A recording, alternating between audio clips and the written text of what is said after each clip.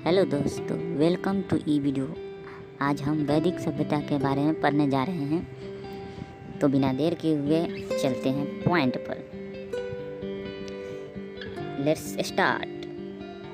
वैदिक काल का विभाजन दो भागों में किया गया है। फर्स्ट है ऋग्वैदिक काल, जो 1500 से 1000 ईस्वी तक माना जाता है, और सेकेंड है उत्तर वैदिक काल, जो 1000 से 600 ईसा पूर्व में किया गया है। आर्य सर्वप्रथम पंजाब एवं अफगानिस्तान में बसे, और मैक्स मुलर ने आर्यों का मूल निवास स्थान मध्य एशिया को माना है। आर्यों द्वारा निर्मित सभ्यता वैदिक सभ्यता कहलाई। आर्यों द्वारा विकसित सभ्यता को ग्रामीण सभ्यता कहलाया। आर्यों की भाषा संस्कृत थी। आर्यों के प्रशासनिक इकाई आरोही क्रम से 5 भागों में बटा था, जो है कुल, ग्राम, वीस, जन और राष्ट्र।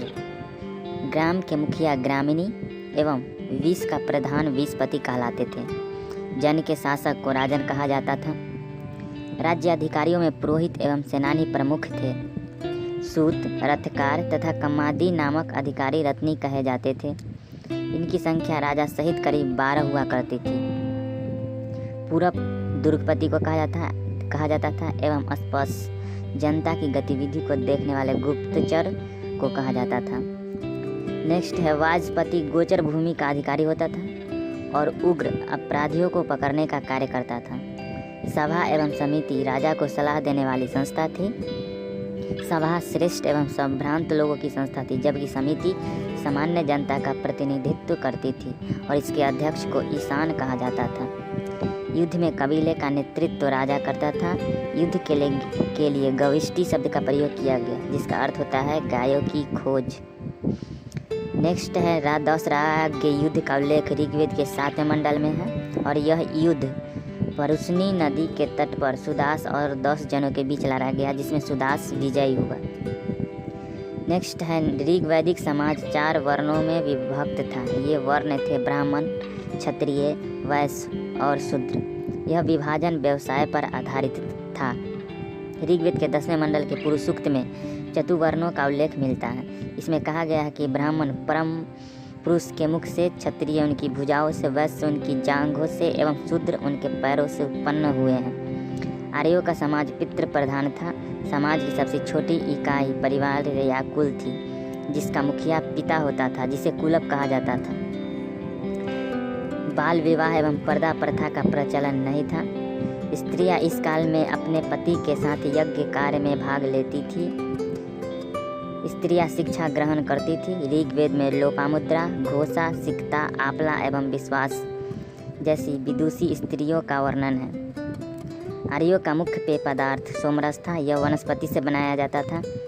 आर्य मुख्यतः 3 प्रकार के वस्त्र का उपयोग करते थे: वास, अधिवास और उष्णीष। आर्यों के मनोरंजन के मुख्य साधन थे संगीत, रथ दौड़, द्युत दौड़ और द्युत क्रीड़ा। आर्यों का प्रमुख व्यवसाय पशुपालन एवं कृषि था। गाय को अधन्या यानी कि न मारे जाने योग्य पशु की श्रेणी में रखा गया था, और गाय की हत्या करने वाले या उसे घायल करने वाले के लिए वेदों में मृत्युदंड अथवा देश से निकाले की व्यवस्था की गई है। आर्यों का प्रिय पशु घोड़ा था और सर्वाधिक प्रिय देवता इंद्र थे। आर्यों द्वारा खोजी गई धातु लोहा थी, जिसे श्याम अयस कहा जाता था, और तांबे को लोहित अयस कहा जाता था। व्यापार हेतु दूर दूर तक जाने वाले व्यक्ति को पौनी कहते थे, और लेन देन में वस्तु विनिमय की प्रणाली प्रचलित थी ऋग्वैदिक काल में। और ऋण देकर ब्याज लेने वाले व्यक्ति को एक नौट यानी कि सूदखोर कहा जाता था। मनुष्य एवं देवता के बीच मध्यस्थ की भूमिका निभाने वाले देवता के रूप में अग्नि की पूजा की जाती थी। ऋग्वेद में उल्लिखित सभी नदियों में सरस्वती का सबसे महत्वपूर्ण तथा पवित्र मानी जाती थी, और ऋग्वेद में गंगा का 1 बार और यमुना का उल्लेख 3 बार हुआ है, और इसमें सिंधु का उल्लेख सर्वाधिक बार हुआ है। तो थैंक यू दोस्तों, और ऋग्वैदिक काल का अगला पार्ट उत्तर वैदिक काल हम नेक्स्ट वीडियो में देखेंगे। तब तक थैंक यू।